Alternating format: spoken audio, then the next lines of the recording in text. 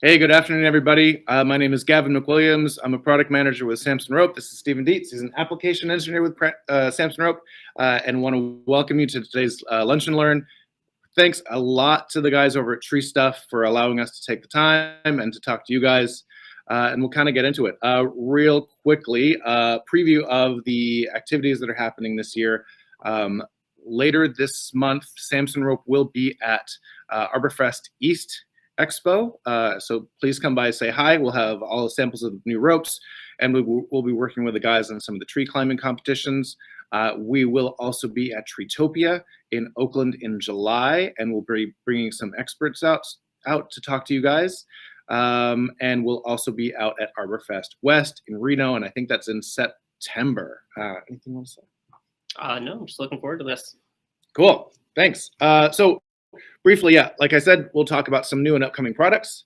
I'll give a shout to some of our partners, talk through some of our resources that we have, and then the big bulk of today is just Q&A. Over the last week or so, we've gathered a lot of information or questions from you guys. Both Samson and Tree Stuff have posted online saying, what do you want to learn most about rope? So we'll cover your questions. So first, some of the new products that are coming out over the last few months and will be launching into the next year. We were a little bit short in our assortment on the CE certified products for EN 1891 in particular. We did have the Arbormaster available as well as the Velocity CE, but we wanted to expand that range. So we actually took a look at the offerings that we had, and we built them out. So for example, the V16 is a core 16 strand, and it is EN 1891 type A compatible, available in 2 colors. So far, really, really great feedback from the marketplace, and it's available in 1/2 inch. You can see that's the hot version, and there's the cool. We also wanted to take a look at our premium climbing range, and we brought out the V24. So basically, we took what we had already in the Velocity, the Voyager, and the Vortex, and we wanted to make those even better. So we reconstructed them a little bit just to make sure we had something that was really top of the line, really, really premium, and met those EN 1891 standards. So and they're available in hot and cool, and they're available in 11 mil, 12 mil, and 13 mil. And that's going to cover all the sizes you need for whatever hardware you're going to use. Yeah, that's, the 11 mil EN 1891 is type B, and that's purely because of the diameter, not because of any deficiency in its strength. And we'll kind of cover some materials later in terms of what's strong and how things pass certification. Oh yeah, so basically, in particular, is the drop test type of certification, and just because the 12 and 13 mil are thicker, they have more capacity. They were able to take a larger load, and just because 11 mil is just a smaller load, it's kind of like if you have I don't know, what's a great example, like a 4-cylinder car, you can't go depending on it, just because of its capacity, you can't go X miles an hour. So it's not because it's weaker. Actually, it's a terrible analogy. Sorry, can you think of a better one? Not off the top of my head, but oh, I got one. Steven probably can't dunk. It's not because he's not a smart guy. It's just because he's not tall. Again, that's a good example. horrible analogy. Anyway, well, thanks, Kale. And here are some more colors that we have available.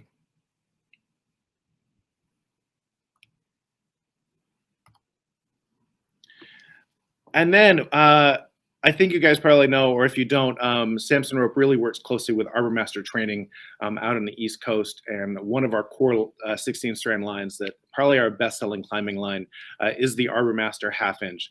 Well, we worked closely with these guys over the last couple of years, and one thing that I identified in the marketplace was that based on some upcoming OSHA requirements for line clearance and utility, they would need an 11.5 millimeter rope, and that's to work with hardware that was easy to be inspectable, or easily inspectable, and that's different, obviously, from a double braid. So we launched the 11.5 mil that has 7,500 average breaking strength for unspliced, and that's also available in this is the supersonic color, and that's the wildcat color. And you get extra points for picking which sports teams or university those are based off of. And then lastly, Hyperstatic. This is our 100% polyester kern mantle rope. For those who don't know, kern mantle is German. That means core and cover.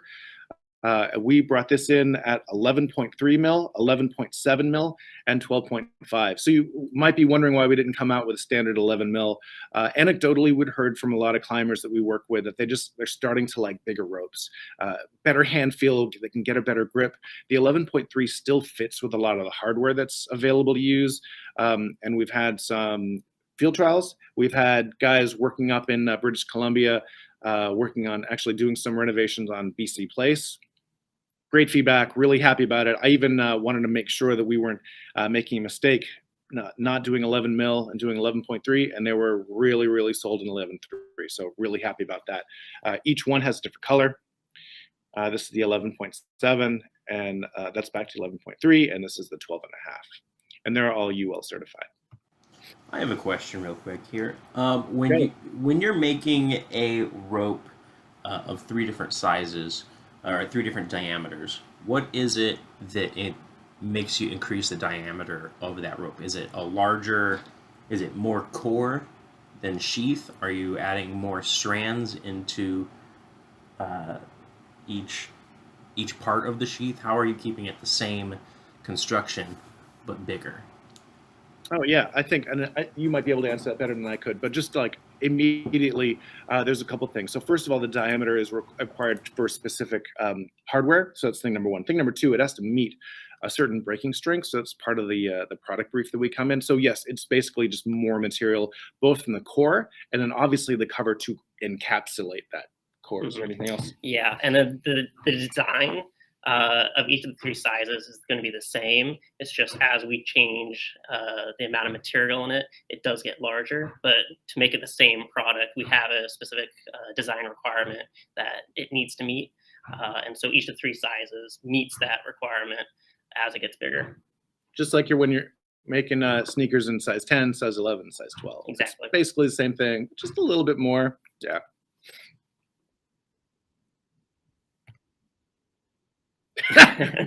Hopefully better than the last one. And then lastly, our CE, or our Mercury CE. This is something we came out with a couple years back, a static rope. We actually didn't have to change the construction on this at all anyway.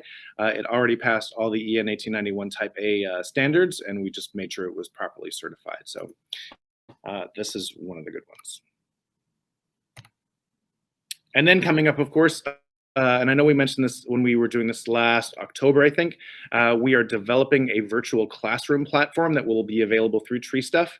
Stephen actually wrote a big portion of that, so thanks, man. Yeah, you guys will see it coming out on social media. We'll be talking about it quite a bit, and will have ISA and TCIA CEUs, so we're looking forward to having it up. And then lastly, working really closely with the guys at Tree Stuff, there will be some limited editions and special colors coming out. So again, I'm not going to spill any beans here, but just keep your eyes open for that. We're really excited about some of these products, and they're a little crazy, so it's going to look good. Some of our partners. These are guys we work with in the field. We get insight from them of what's happening in the marketplace. We send them prototypes to test out and just really have good conversations. And we get to learn a lot from them. They get to learn a lot from us. And if you want to reach out and work a little closer with us, just either hit me up or write to the guys at Tree Stuff for my contact information, and we can definitely try to work something out. First and foremost, Jeremy Chambrelli has been a really great partner. He's with Arbor Master Training, and we bounce ideas off of each other all the time. Yeah, he's been, always gives us good feedback. Lawrence Schultz is a trainer in North America, and he's also been really fantastic. He's going to be at Arborfest East 2, I think, and definitely at Treetopia. So we're going to meet him there. Matthew Meckley is also going to be, he's definitely going to be at East, and we'll see him down at Treetopia as well. And lastly, Samuel Payton is a YouTuber who's we worked with him to bring a tree down that you can go to his YouTube channel and watch. But it was really entertaining. He did a really, really good job. And I think he's one of the best online right now. So it was really a pleasure working with him too in the past. And we'll be working with him some more too. Samson Rope. I just wanted to remind you guys that there are a ton of resources on our website. You can learn about case studies, about splicing. There's a ton of splicing videos. You can learn specs for all our ropes. There's catalogs available, essential tools, technical documents. It's a great place to see and learn everything about rope. So feel free to go. And back to the splicing. It has splicing videos for 3-strand, 8-strand, 12, 16, double braid, everything. So it's a real great place for information. And now getting to the meat of everything, the Q&A section, and Stephen and I will kind of bounce stuff back and forth. So these are questions that both Tree Stuff and Samson gathered over the last week, and here's time to answer them. So question number 1, what's the difference between nylon and polyester? Yes. Yeah, so obviously each of these products are some of the most heavily used materials in your climbing lines and rigging lines, but there are some key differences between them. The first being elongation. Each of nylon and polyester have very specific elasticity properties. Nylon being a little bit more stretchy than polyester. You'll find this in some dynamic ropes. You'll find this in your rigging ropes and your climbing ropes. But when you're trying to get a little bit more of a static line, you'll find polyester be the more commonly used proper material. There's weight differences between the two as well. If you take similar size ropes, one using nylon in the core, one using polyester in the core, you'll find that the polyester ones may weigh a little bit more depending on construction. And then another really big one is the water absorption. So nylon can absorb water and potentially decrease the strength of it depending on some post-processing effects on the material. So you want to make sure that you're trying to avoid any water saturation in the rope if you're using nylon. Yeah, and kind of back to that elastic elongation example. So a nylon core at 10%, its break strength will stretch 3% of its standard length. But polyester cores, on the other hand, with the exact same weight applied, will only stretch 1.6. So that's almost half. And kind of going back to what we were talking about with the EN 1891 certification. So the nylon cores are easier to pass these drop tests because basically when you drop, the core stretches kind of like taffy, where anything that's stronger like polyester will snap faster. That doesn't mean it's weaker. It just means there's less elasticity. So those are probably the main differences. What are the best ropes for rescue and access? So it's interesting. I mean, I'm really glad that we've been getting these questions, but I've heard specifically from some distributors and some of the customers out in the marketplace that they're doing a lot more of rescue and access. So basically the 3 ropes that Samson has available for rescue and access are, again, all Kern mantle ropes. So they're all static 32 strand lines with parallel cores. The primary one is our static rope, and it's called static rope because it's been around forever and it was one of the first ones available. The second one would be Mercury. Again, basically it's static rope, but we loosened up the bobbins a little bit during manufacturing just to get a softer feel. Great feedback in the marketplace. That's available in 11 mil. And then again, Hyperstatic, which is the 100% polyester rope available in 11.3 mil, 11.7 mil, and 12.5 mil. So those are the ones I'd recommend for rescue and access. What's the best way to care for your rope? As simple as it sounds, soap and water. Just take get one of those Home Depot buckets. Make sure you fill it with water. Just softly rub it with soap. Make sure it's dry. So hang it out when you're done with your job. And then if you want to store it, coil it and bag it. And that's the best way. And there might even be a question later. People are asking if you can put diesel fuel on it. Like, don't put diesel fuel on your rope. Just soap and water, guys. That's super easy. It's just like washing a t-shirt. Would you put diesel fuel on a t-shirt? I don't think so. Yeah. Anyway. And just one thing to add to that before we move on. Yeah. When you're going to dry it, don't hang it in the sun. I know it's kind of counterintuitive. It'll take longer for it to dry out, but anytime you're just letting your rope sit out in the sun, it's being damaged by UV. And so if you can have the time, put aside somewhere out of direct sunlight. Yeah, good point. To really extend the life of your rope. What's the best way to select a rope for a job, whether it's rigging or climbing? Yeah, so we have a lot of resources. Like Gavin mentioned earlier, our website has catalogs, data sheets, all the information that you can find on any of our products can be found on our website. Some of the things you should be looking out for between the two. Your climbing ropes are going to be generally smaller than any rigging rope. The half-inch diameter is going to be pretty much the maximum climbing size that you can find, but all the rigging ropes will start increasing from size from there. So that might be one indicator. Another is your working load limit. So we try to make sure that the working load limit or safety factor for a climbing line is going to be 10 to 1, meaning the rope's breaking strength will be 10 times the actual working load while you're climbing on it.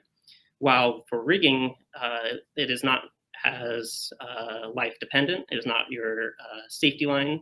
And so you can have a 5 to 1 safety factor where it's 5 times the strength of the actual load on the rope. What are some good training schools? So yeah, we did talk about ArborMaster training, and you can find them at arbormastertraining.com and get in touch with either Ken or Jamie. And as mentioned, we've got the virtual ArborMaster or Arborist Classroom coming up in the next few months. So I encourage you to check both or either one of those out. What is Samson doing about their environmental impact? Great question. It's not something we talk about a lot, but internally we do quite a few things, and it's available on the website. I cut and pasted a few of the things just for stats. So Samson annually diverts 60% solid waste, so 27 tons from landfills via recycling channels. That's one. We've identified energy saving at our Ferndale, Washington manufacturing facility that has saved 17% in utility usage, including replacing HVAC units with Energy Star certified units. We make packaging selections with sustainability, durability, and customer needs in mind. We build products that last, allowing them to stay in the field longer and reduce overall usage and need for replacement. We have seen our high-performance mooring line last more than 20 years. So that's obviously keeping things out of landfills, out of the bottoms of the ocean. Our mantra is reuse and recycle. So Samson's Reel Take-Back program has been in effect for over a decade. Our customers can send us the plastic reels for reuse or recycling based on the condition of the reel and earn credits towards future purchases. Samson is actively engaged in programs that will help create sports fields with post-life rope. Samson prevents 5 tons of factory overruns per year from going into landfills by diverting them back into the arborist market for use in the field. In addition, Samson is collaborating with DSM in developing more robust end-of-life options. DSM makes Dyneema fiber for us, and recycling, including participation in the Circular Team Coalition. And we do our best to select eco-friendly materials in our fishing line. A weighted lead line is one of our top sellers. A couple years back, so we switched over to an eco-friendly non-lead version for that fishing line. So we were the first movers in that area. And then for our AMSO Blue, there is a bio version available. So it's essentially the same material, but it's like instead of like if it's here's a great analogy. So instead of like electricity, so instead of having it burn from coal, you're getting it from wind. And so it's how it's sourced and not actually what the product is. So that's absolutely available. And the AMSO Blue is great for chipper winch lines. Another one, what's next in our technological innovation Samson's working on? I can't talk too much about it, but Stephen did mention something earlier about water absorption. Keep your eyes peeled in the next 6 months around something to do with that. And can wood cut my rope? Great question. Yeah, short answer, it depends. Anytime you're using your rope anywhere, say for both rigging and climbing, your rope is going to be abraded. That's just kind of a simple fact that we all got to accept. That abrasion can be kind of quantified as kind of micro cuts on the product. So that's why it's very important to inspect your rope anytime you're going to use it, because those micro cuts can start building up and eventually damage the rope to the point where it is no longer safe to use and it's time to retire it. I think the other hand of that is people might consider cutting, like taking a knife to the product. That's going to be less likely, but one of the things you can do to prevent any sort of cutting on your rope is just to avoid really sharp edges. It's not as common when you're in tree to find a sharp edge, but it is something to pay attention to. And then here we go. Can I put gas or diesel fuel on my rope? No, please. Well, I suppose you could, but not if you want it clean. So yeah, don't do that. I did have one more thought for that. When you are going to clean it, don't use bleach. Bleach is very, very damaging to ropes. So any sort of soap product you use, just avoid bleach. And then why would I use 24 strand versus a 48 strand rope? Actually, that's a really great question. So considering I'm not an engineer, I'm going to answer this as best as I possibly can. Our double braid ropes tend to be 24 strand. Our kern mantle ropes tend to be 32 strand. But dynamic climbing lines, which we do not make, tend to be 48 strands. And those are obviously, as the name denotes, dynamic climbing lines.